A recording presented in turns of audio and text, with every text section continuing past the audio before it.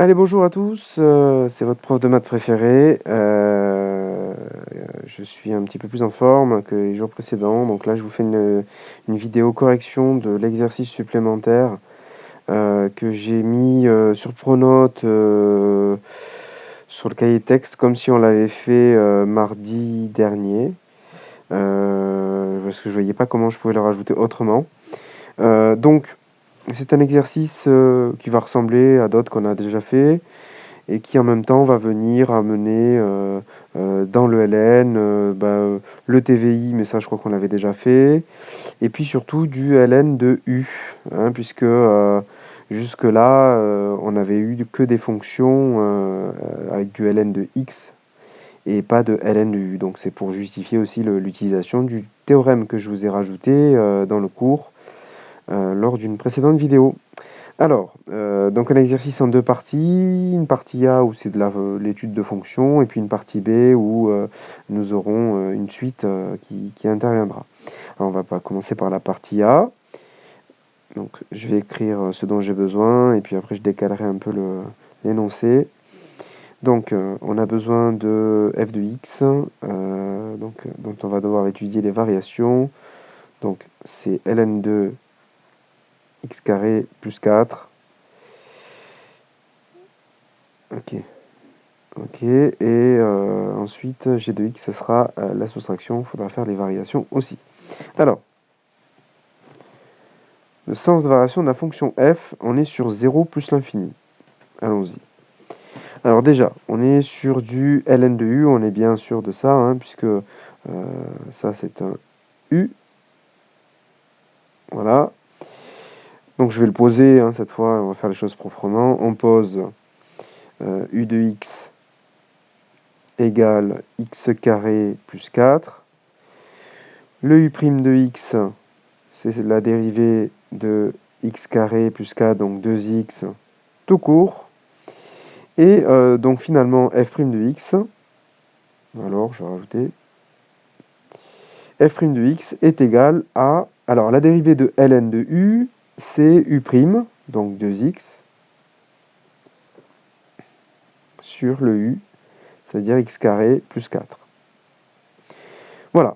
Donc, vous constaterez, hein, je ne l'ai pas dit lorsque j'ai parlé de la dérivée de ln de u. D'ailleurs, je vais remettre la formule. Hein. ln de u, quand on dérive, ça donne u' sur u. Et du coup, vous remarquerez qu'il n'y a plus de ln. D'accord? À l'arrivée, il n'y a plus que u' et u. Alors, les variations de f. Bah, ça va être positif, puisque quand on regarde, là, on n'a plus de problème de... Comment dire? On n'a plus de problème de quatrième catégorie ou les problèmes qu'on a pu avoir dans les exercices précédents. On a 2x au numérateur. Alors je rappelle, hein, qu'on est sur 0 plus l'infini. Hein, donc le x, il est de toute façon positif. Le 2x, du coup, bah, il est plus. C'est évident. Et le x carré plus 4, il est de manière évidente positive aussi. Alors, dans d'autres circonstances, le 2x serait considéré comme de l'affine. Mais là, vu qu'on est sur 0 plus l'infini, bon, je préfère dire que si x est plus, bah, 2x est plus aussi. Et pour x carré plus 4, eh bien, x carré, c'est un carré, donc c'est positif. Et plus 4, bah, du coup, c'est strictement positif. Donc le f' de x, c'est un grand plus. Et f est strictement croissante. Alors, je ne l'ai pas dit, mais du coup, hein, la fonction f, au départ, elle est définie sur 0 plus l'infini, et il n'y a pas de valeur interdite. C'est-à-dire que, je vais remonter un petit peu pour qu'on voit l'expression de f, même s'il y a du ln, étant donné que le x carré plus 4 est positif, strictement, le ln existera de toute façon, d'accord? Comme les exemples que j'ai cités dans le cours sur le ln de u. Donc, pas de souci, pas de problème de valeur interdite ici. On ne se soucie pas de ça. Alors, dans la question suivante, on nous demande de nous intéresser à une nouvelle fonction, c'est la fonction g, qui est la soustraction de f de x et de x. Alors, pourquoi? Vous le verrez un petit peu plus tard. mais c'est pas anodin, vous allez voir. On nous demande d'étudier les variations de G. Donc allons-y. Alors, étant donné que je connais déjà les variations de f, pardon, pas les variations, mais la dérivée, bah, je vais utiliser le travail que j'ai déjà fait. Donc dans la question de petit a, je vais dire que puisque g de x, c'est f de x moins x, eh bien la dérivée de g de x, g' de x, c'est f' de x moins 1. On est d'accord? La dérivée de x, c'est 1. Et f, bah, ça donne f'. Du coup, je peux aller chercher mon expression de f' que j'ai juste au-dessus, là. Donc 2x sur x carré plus 4, moins 1. Voilà. Alors le problème, c'est que le signe de cette dérivée-là, pour avoir les variations de g, c'est pas aussi évident que ça n'a l'air. Et il va falloir, en fait, d'abord mettre au même dénominateur, parce que c'est une soustraction.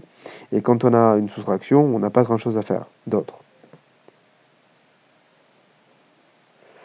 Donc, je fais n'importe quoi, et en plus, je dis n'importe quoi et je fais n'importe quoi. C'est-à-dire que c'est pas le fait tant qu'on ait une soustraction qui oblige à mettre un dénominateur, c'est le fait qu'on ait une soustraction avec une fraction et sur un terme et pas sur l'autre. Donc c'est surtout ça. Et du coup, je vais faire ça proprement maintenant. Donc le premier terme ne bouge pas. Et le deuxième devient... bon alors c'est comme d'hab, on met sur 1 le 1. Et puis après on fait fois x carré plus 4 en haut et en bas. Je m'applique, mais c'est difficile avec le stylet sur la petite tablette graphique. Donc du coup, ça fait moins x carré plus 4 sur x carré plus 4, d'accord? Moins 1, quoi. Du coup, je mets tout sur le même trait de fraction. Alors attention, avec le moins devant, ça va changer le signe sur le numérateur. Donc ça fait 2x moins x carré moins 4, le tout sur ce même dénominateur, c'est-à-dire x carré plus 4. Alors là, le dénominateur, c'est le même que pour f' tout à l'heure, donc il est signe évident. Par contre, au numérateur, on a un trinôme, pardon. Et bah, du coup, il va falloir faire comme d'habitude, c'est-à-dire passer par le delta et compagnie. Donc, je vais d'abord écrire cette dérivée avec les termes dans l'ordre, pour que ça soit plus facile pour calculer le delta. Voilà, le terme en x carré en premier. Et je vais dire, donc pour moins x carré plus 2x moins 4, tac, delta égale. Alors le delta, ça va faire 2 au carré, donc 4, moins 4 fois moins 1, c'est le a, fois moins 4. Ok, bon, c'est pas trop prise de tête, parce que du coup, ça va faire 4 moins 16, et du coup, c'est moins 12, et c'est négatif, donc je suis plutôt content parce que ça veut dire que le trinôme n'a pas de racine, il n'y a pas de multiples changements de signes. Et donc, on y va. Je peux me lancer dans le tableau. Hop, 0 plus infini toujours. Hein. X carré plus 4, lui, est toujours plus. Je vais baisser un petit peu.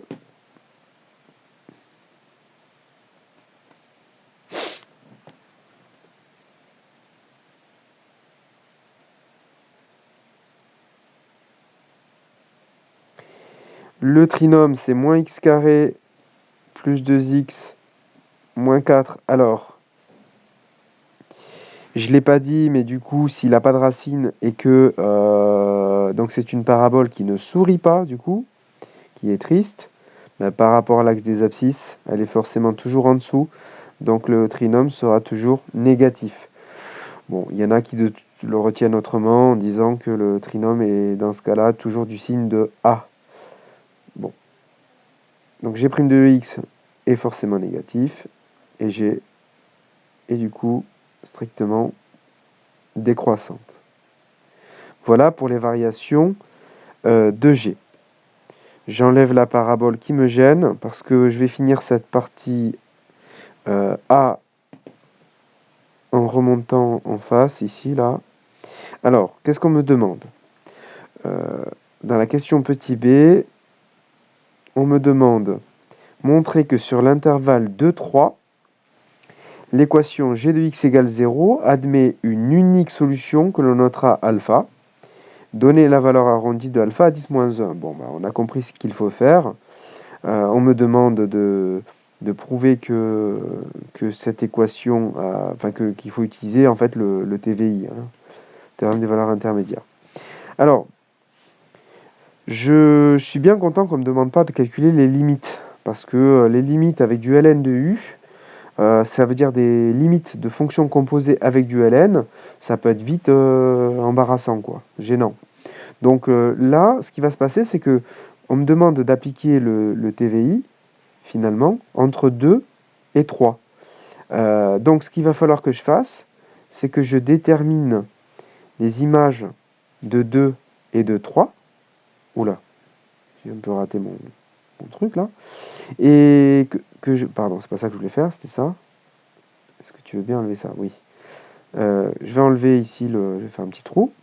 Hop. Et là, je vais venir mettre les images qui correspondent. Et si tout va bien, eh bien, entre là et là, je vais passer de positif à négatif. Et donc, forcément, passer par 0 entre. Je vais même d'ailleurs anticiper et mettre le 0 entre. Et du coup, le alpha, il sera quelque part ici. Voilà. Je vais passer par la calculatrice. Cette fois, je vais prendre la Casio pour changer. Alors, je vais prendre la souris. Donc, on va dans Menu, Table. Je vais rentrer la fonction. Alors, G, c'est ln de x carré, donc x carré plus 4 moins x. Et je vais dans Table. Entrée. Et je vais dans Table. Alors, c'est parfait, puisque du coup j'ai 2 et 3 qui sont tout de suite ici. Je vois bien qu'entre 2 et 3, je passe d'une image légèrement supérieure à 0 à une image légèrement inférieure à 0. Donc je vais noter ces deux résultats-là. Donc c'est 0,07 et moins 0,4. 0,07 et moins 0,4. 0. Ah, c'est pas ça que je voulais faire. Environ 0,07 et environ moins 0,4. Et du coup, je peux me lancer dans le théorème des valeurs intermédiaires et dire sur 2, 3, G est continu est strictement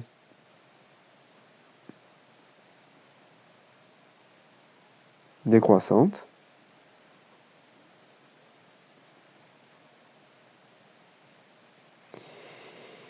et 0. Alors, attendez, j'ai une petite tablette qui est un petit peu bancale, là, ça m'empêche de bien écrire. Et 0 est compris entre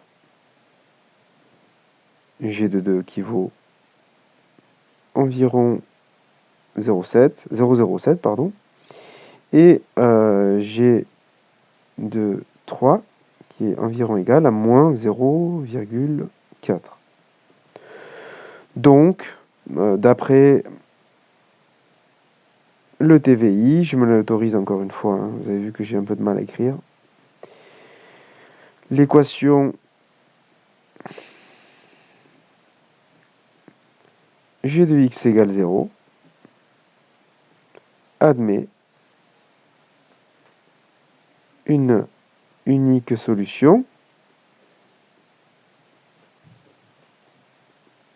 alpha sur 2, 3.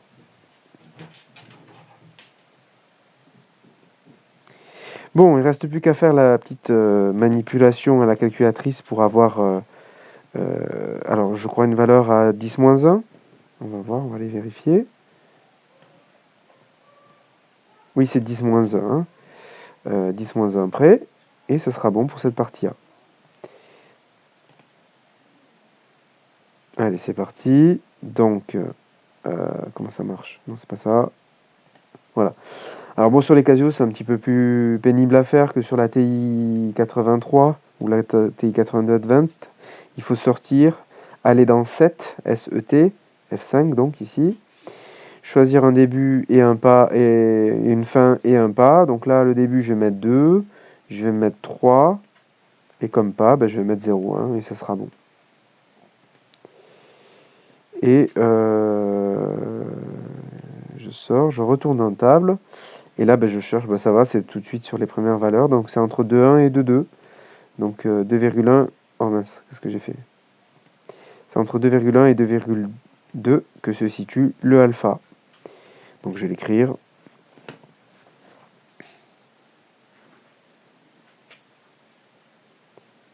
À la calculatrice.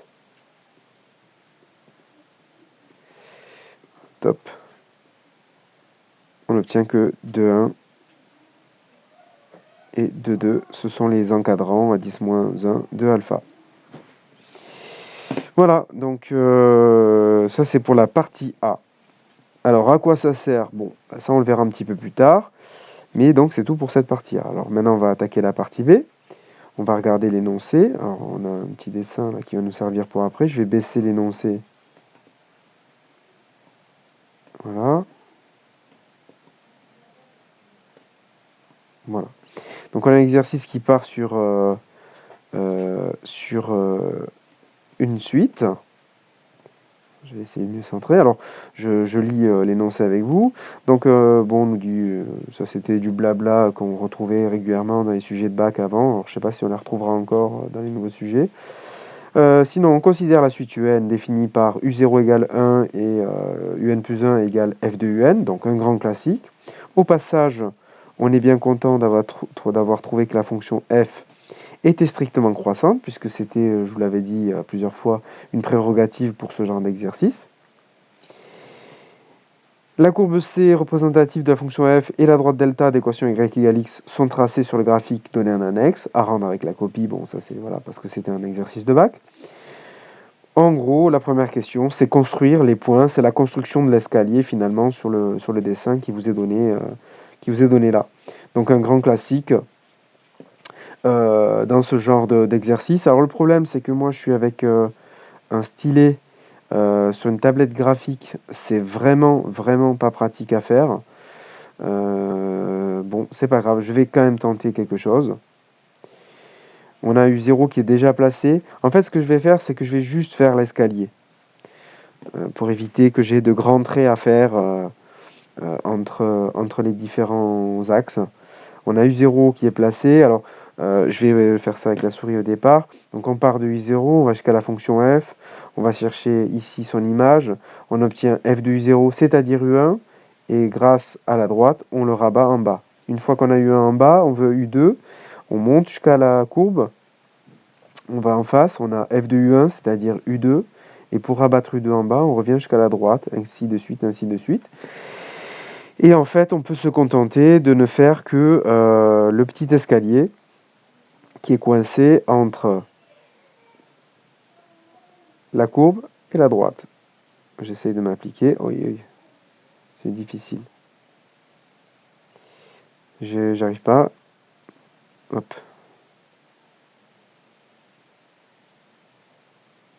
Voilà. Bon. De toute façon, on voit ce qui se passe. On voit que l'escalier grimpe, donc ça doit vouloir dire que la suite est croissante. Et que cette suite converge, puisque on voit que l'escalier a tendance à se tasser autour du point d'intersection entre la droite et la courbe. Donc à la question qui va suivre, qui va être une histoire, très souvent c'est une histoire de conjecture. Alors ce que je vais faire, c'est que je vais baisser ça au maximum. Hop. Voilà. Ça j'aimerais le baisser aussi. Alors, attendez, c'est un petit peu de logistique. On va dézoomer, ça sera plus facile à faire. Hop. Voilà. Non, c'est pas ça que je voulais faire. Voilà.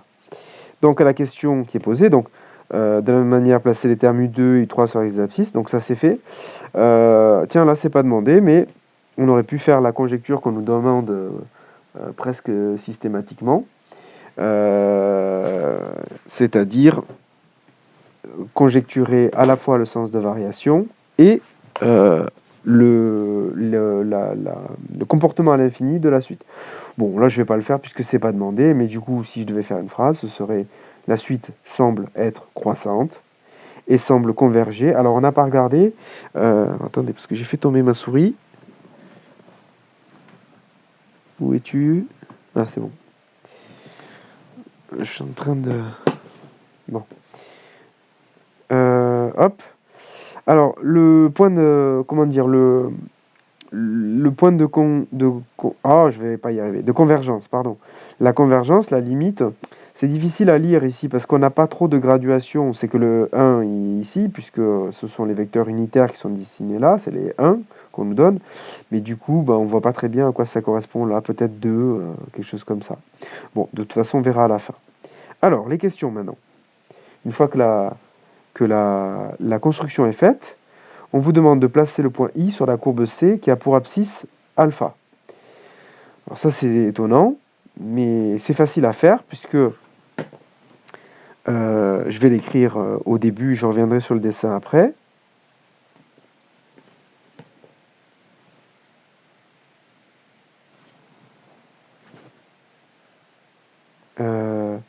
On sait que alpha, c'est la solution de g de x égale à 0.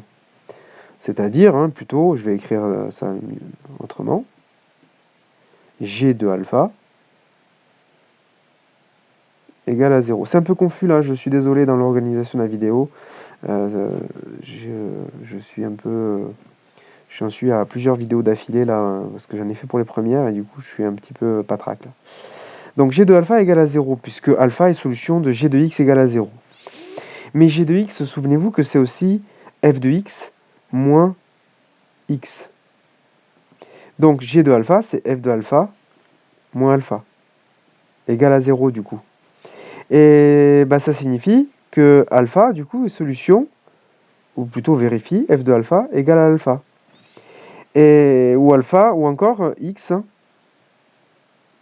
n'importe quoi. Alpha plutôt, solution de f de x égale x. D'accord? Et or, f de x égale x, sur le dessin, on va pouvoir trouver à quoi ça correspond. Il s'agit de là où se coupe la droite d'équation y égale x et f de x justement. Donc finalement, le point i qu'on cherche et qui a pour abscisse alpha, c'est ce point-là. Voilà, c'est lui le point i. Et il a pour abscisse alpha, alors je n'arriverai pas à faire des traits propres jusqu'en bas, mais le alpha du coup il est par là.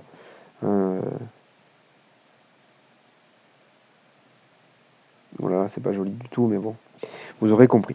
Ok? Mince, c'est pas ce que je voulais faire. Je voulais remonter. Voilà.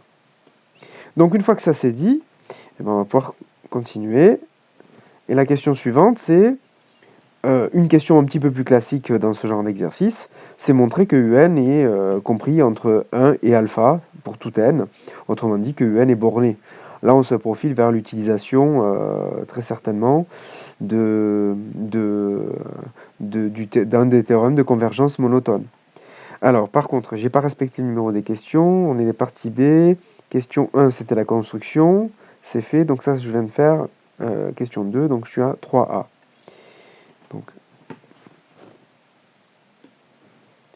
partie B. Question 2. Question 3A.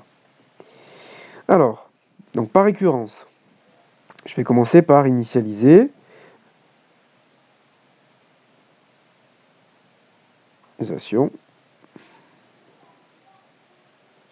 U0 est égal à 1. Donc, on est bien d'accord que 1 est bien compris entre 1 et alpha. Donc, on a U0 qui est bien compris au sens large entre 1 et alpha, et la propriété est vraie au rang initial.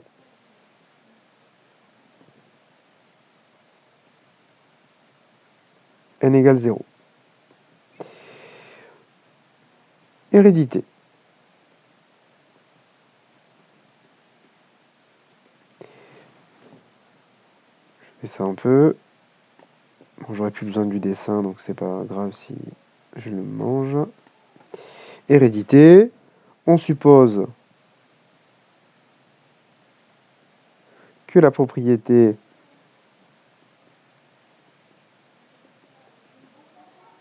est vraie à un certain rang n, à un certain rang p, pardon.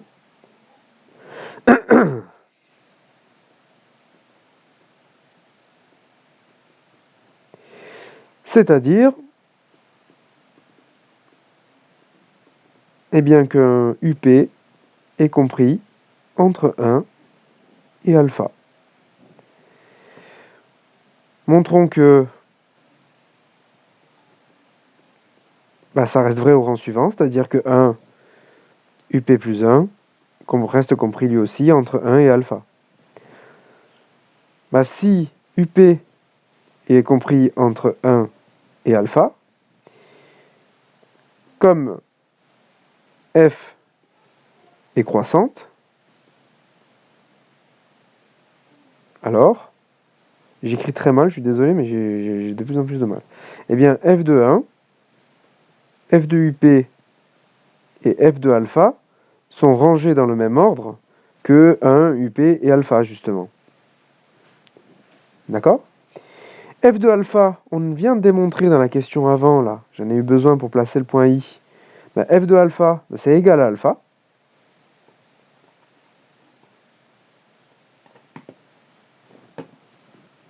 Donc, ça c'est pareil que alpha. F de UP, c'est le terme que je voulais, c'est-à-dire UP plus 1, donc jusque-là tout va bien. Et F de 1, on ne l'a pas calculé, va falloir le faire. F de 1, c'est ln de 1 au carré plus 4, si je ne dis pas de bêtises, puisqu'il me semble que f de x, c'est ln de x carré plus 4. On va regarder, pour ne pas écrire n'importe quoi. C'est bien ça. Donc, f de 1 vaut ln de 5. Voilà. Alors, le problème, c'est que du coup, c'est pas ce qu'on voulait. On voudrait 1. Et nous, on a ln de 5. Mais ln de 5, je vous le dis tout de suite, c'est de toute façon plus grand que 1. Donc si up plus 1 il est plus grand que ln de 5, il est forcément aussi plus grand que 1. Donc la propriété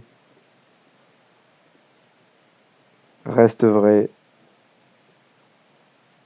au rang suivant.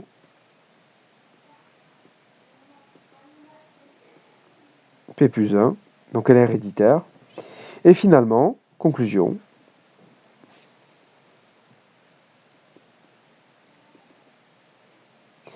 quel que soit n, un est bien compris, in, pas up, entre 1 et alpha. Et voilà pour donc ce qui concerne le fait que un est borné. Alors la question d'après est assez surprenante.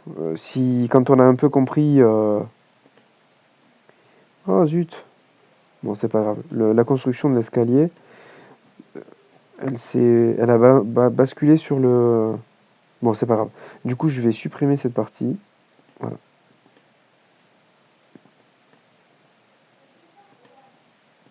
Voilà.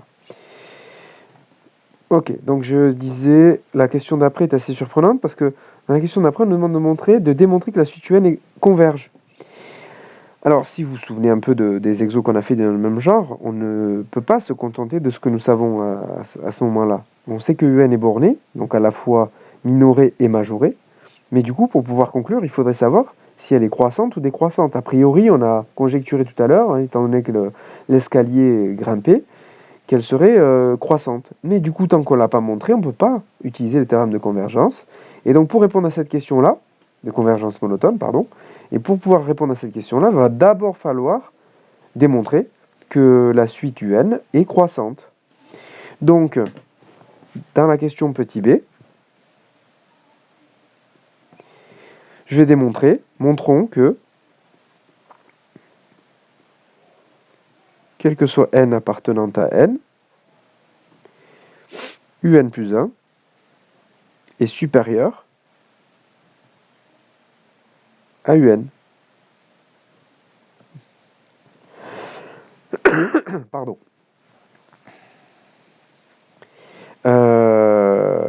Donc, pour ça, mais il me faut justement, pour l'initialisation, quoique je suis en train de me demander s'il n'y a pas moyen de faire autrement. Bon, on verra plus tard. Je vais le faire à l'ancienne. Donc, initialisation, je mets pas les titres cette fois. Il me faut U1. U1, c'est f de U0. C'est-à-dire f de 1. U0 vaut 1. F de 1, on l'a calculé dans la récurrence juste avant, c'est ln de 5. ln de 5 est effectivement plus grand que 1. Donc, U1 est supérieur à U0. Et la propriété est vraie au rang initial.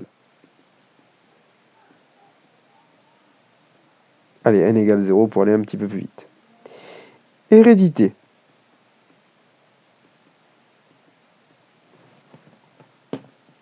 Alors, attendez, je vais me recentrer un peu. Hop. Voilà, c'est facile. Hein. On suppose la propriété, on suppose... J'ai oublié de finir mon truc, là. J'avais dit que je ne mettrais pas les titres. Allez, je l'enlève.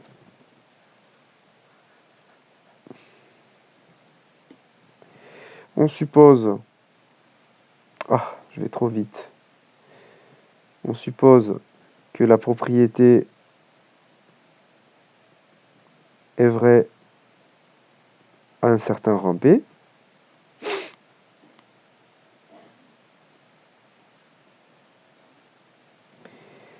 C'est-à-dire que UP plus 1 est supérieur à UP.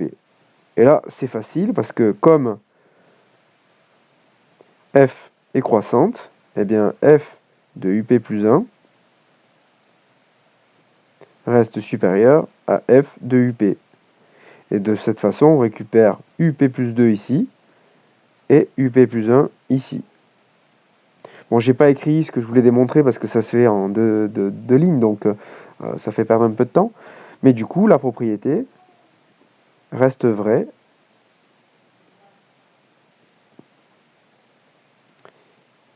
au rang suivant. P plus 1. Conclusion, quel que soit n appartenant à n, UN plus 1 est supérieur à UN, et j'ai envie de conclure sur le fait que UN est croissante, puisque c'était ça que je cherchais à démontrer. Et maintenant, je peux conclure quant à la convergence de la suite, parce que au final, je viens de démontrer qu'elle est croissante. Dans la question d'avant, j'avais montré qu'elle était bornée, donc en particulier, elle est majorée par alpha, donc elle est forcément convergente. Finalement, je vais mettre, c'est là ma conclusion à la question, UN est croissante et majorée par alpha, donc elle converge. Et c'est fini. Enfin, et là pour le coup ça me demandera beaucoup moins de travail que d'habitude, on me demande de déterminer sa limite. Bah, sa limite je l'ai déjà. C'est forcément alpha, puisque on sait que sa limite, alors je vais le mettre, c'est le petit c, sa limite est solution de f de x égale x. D'accord? Ça, c'est toujours pareil, on l'a vu. Alors, au début, on était obligé de l'admettre et puis, depuis qu'on a fait, la de dernière partie sur les suites, on a vu un théorème qui l'affirmait. Il suffit que pour ça, que la fonction, pardon, soit continue et là, elle l'est clairement. Or, on connaît la solution, c'est alpha, la solution de cette équation.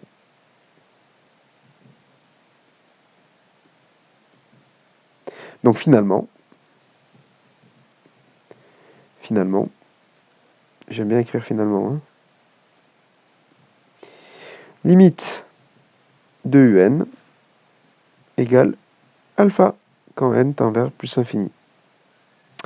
Et c'est tout. Donc c'est un exercice qui avait des parties qui sont assez typiques, assez classiques, qu'on connaît bien, la construction des termes, le TVI, etc., etc. Et puis il y avait des petites choses qui sortaient un peu de l'ordinaire. Donc voilà, donc c'est un exercice que je trouvais intéressant.